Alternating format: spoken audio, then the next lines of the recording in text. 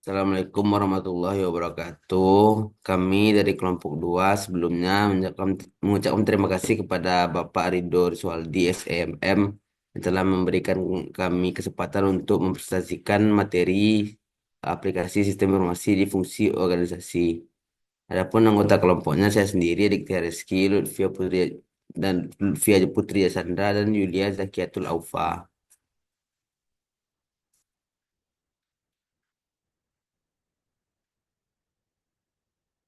Dik, yang pertama itu aplikasi sistem informasi di fungsi-fungsi organisasi. Aplikasi sistem informasi digunakan di berbagai fungsi dalam organisasi untuk meningkatkan efisiensi, efektivitas, dan pengambilan keputusan. Berikut aplikasi SI di berbagai fungsi organisasi. Yang pertama itu fungsi akuntansi dan keuangan sistem informasi akuntansi, yaitu mencatat transaksi keuangan dan menyusun laporan keuangan. Contohnya, Enterprise Resource Planning. Model keuangan yaitu mengelola arus kas, anggaran, aset, dan pelaporan pajak. Seperti contohnya software SAP, Oracle Finance, dan MYOB. Yang kedua itu fungsi sumber daya manusia, yaitu mengelola data karyawan, rekrutmen, pelatihan, absensi, dan pengajian. Contoh softwarenya SAP SuccessFactors, Workday, dan Talenta.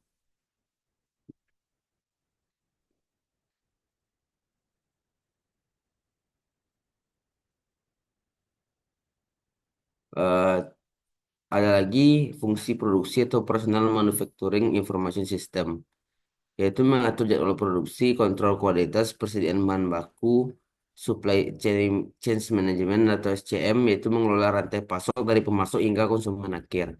Contoh softwarenya itu Oracle SCM, SAP Producer Planning. Selanjutnya ada fungsi pemasaran Customer Relation Management, yaitu untuk mengelola hubungan pelanggan, analisis perilaku konsumen, dan kampanye pemasaran. Seperti contoh softwarenya yaitu Salesforce, Zoo CRM, dan HubSpot. Dan ada lagi itu fungsi manajemen umum de- decision support system, yaitu membantu manajemen dalam pengambilan keputusan strategis. Eksekutif informasi sistem menyediakan ringkasan informasi kunci dalam bentuk dashboard. Dan bisnis intelijennya yaitu menyediakan analisis data secara organisasi secara menyeluruh. Contoh softwarenya yaitu Microsoft Power BI, Tableau, dan IBM Cognos. Materi selanjutnya akan disampaikan oleh Via.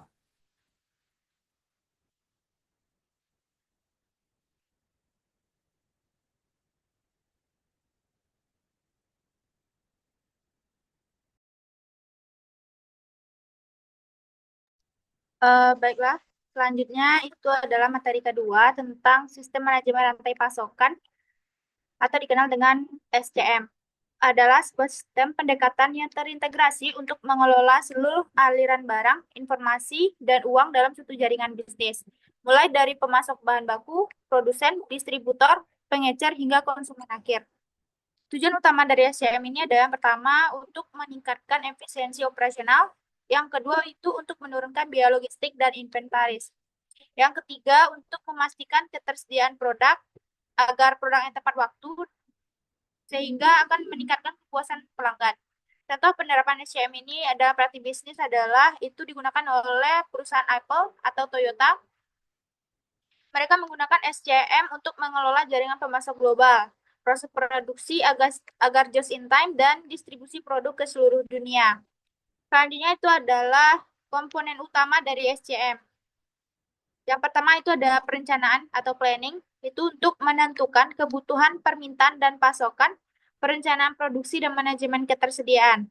Yang kedua itu adalah pengadaan atau sourcing, itu untuk memilih pemasok, manajemen hubungan dengan vendor, dan pengadaan bahan baku.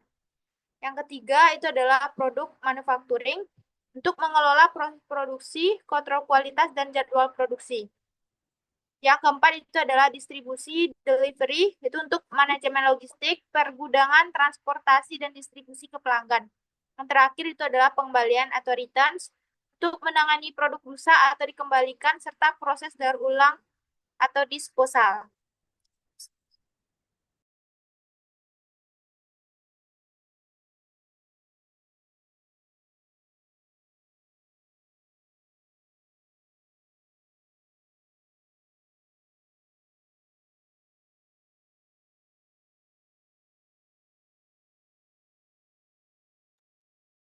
Baiklah, terima kasih kepada Yulia Zakiatulova atas pemaparan materi yang kedua. Selanjutnya materi yang ketiga akan saya jelaskan, yaitu mengenai sistem manajemen hubungan pelanggan atau CRM. CRM adalah strategi dan teknologi yang digunakan oleh perusahaan untuk mengelola dan menganalisis interaksi serta data pelanggan sepanjang siklus hidup pelanggan. Tujuannya adalah untuk meningkatkan hubungan bisnis dengan pelanggan, mendukung retensi pelanggan, dan mendorong pertumbuhan penjualan. Adapun tujuan utama dari CRM adalah untuk meningkatkan pengalaman pelanggan, memberikan pelayanan yang lebih baik dan personal, meningkatkan loyalitas pelanggan, membantu perusahaan mempertahankan pelanggan dan mengurangi churn atau pelanggan yang berhenti, lalu memaksimalkan nilai pelanggan dan meningkatkan penjualan serta pemahaman lebih dalam tentang kebutuhan dan keinginan pelanggan.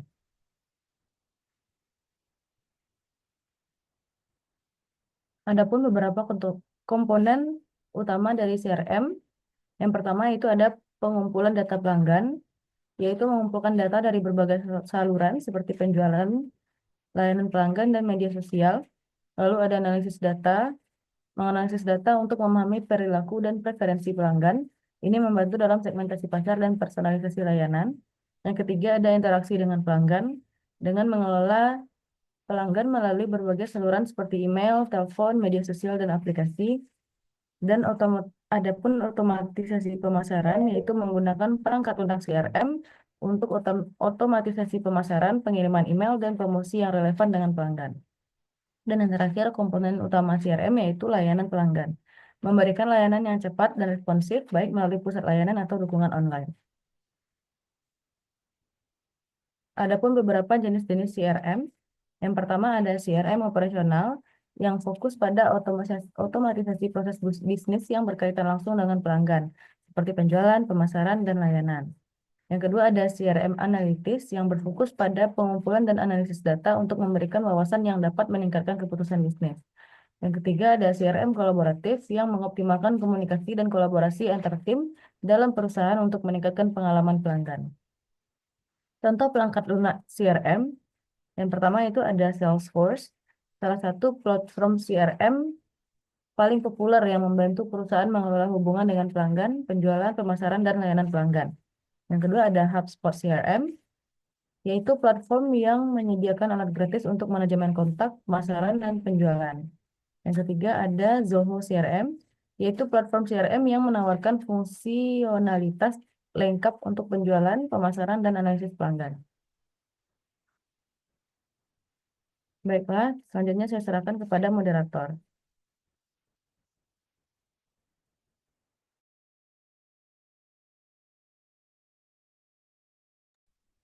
Baiklah, terima kasih kepada Yulia dan Lutfia. Sekian materi kelompok yang kami sampaikan. Mungkin dari teman-teman dan Bapak sekalian ada pertanyaan, dipersilakan. Kami akhiri dengan wabillahi taufiq hidayah. Assalamualaikum warahmatullahi wabarakatuh.